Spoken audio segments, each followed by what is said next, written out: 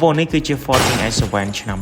2026ប្រើនៅធម្មពលអគ្គិសនីសុទ្ធណាដែលសាកថ្មមកពេញគឺវាអាចបានចម្ងាយរហូតដល់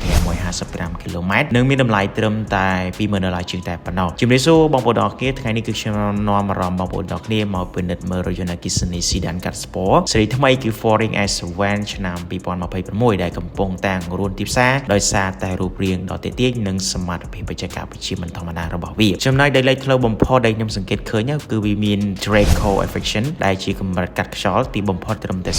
0.191 CD នេះគឺជាតួលេខមួយដែលជួយឲ្យរថយន្តរបស់យើងនឹងកាត់ខ្យល់បានល្អបង្កើនប្រសិទ្ធភាពថ្មនិងកាត់បន្ថយសំឡេងនៅពេលដែលយើងបើកបរផងដែរជាគេមុខរបស់វាគឺត្រូវបាន design មកដូចជាងលេខ7អញ្ចឹងនិងដៃទ្វាររបស់វាលើបចូលតួរថយន្តវាមិនត្រឹមតែស្អាតទេតែជាការរចនាបែបវិទ្យាសាស្ត្រពិតៗតែម្ដងបងប្អូន Forting S7 នេះវាបានមកពាក់មកជាមួយនឹង motor អគ្គិសនីកម្លាំង160 kW ដែលស្មើនឹង215សេសណានិងកម្លាំងរមូលរបស់វាគឺបាន310 Nm វាប្រើប្រាស់ថ្មទំហំ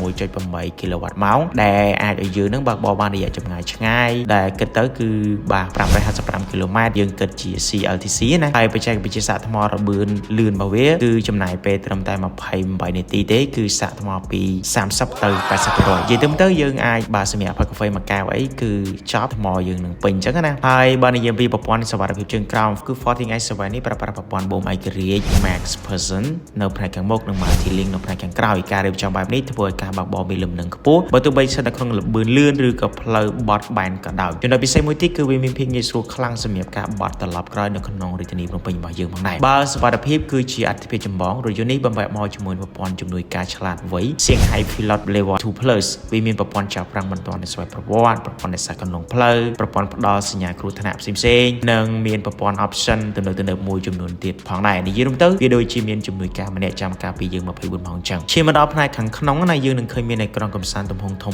14.6 អ៊ីងកម្រិតច្បាស់ល្អរួមជាមួយនឹងប្រព័ន្ធប្រតិបត្តិការ Shanghai OS មាន Ambient Light អាចសេរីពណ៌បានតាមតម្រូវការកៅអីរបស់វាបានរចនាឡើងមកយ៉ាងពិសេសដែលគេហៅថា Cloud Broadcast ផ្ដល់នូវភាពផាសុកភាពខ្ពស់បំផុតសម្រាប់ Forting S7 គឺជាជម្រើសដ៏ឆ្លាតវៃសម្រាប់អ្នកដែលស្វែងរករថយន្តអគ្គិសនីដែលមានរូបរាងបែបទាបបច្ចេកវិទ្យាទំនើបនិងតម្លៃសមរម្យវាមិនត្រឹមតែជាមធ្យោបាយធ្វើដំណើរប៉ុណ្ណោះទេតែវាគឺជាបទពិសោធន៍ថ្មីនៃពិភពយានយន្តអគ្គិសនីនៅកម្ពុជាផងដែរសម្រាប់បងប្អូនដែលចង់តេស្តត្រាយសាកល្បងបើកបរណាគឺអាចអញ្ជើញទៅកាន់ showroom Forting Cambodia បានហើយបើសិនបើទទួលបានបទពិសោធន៍បែបណានោះកុំភ្លេច comment នៅខាងក្រោមវីដេអូនេះផងអរគុណជម្រាបលាបាយ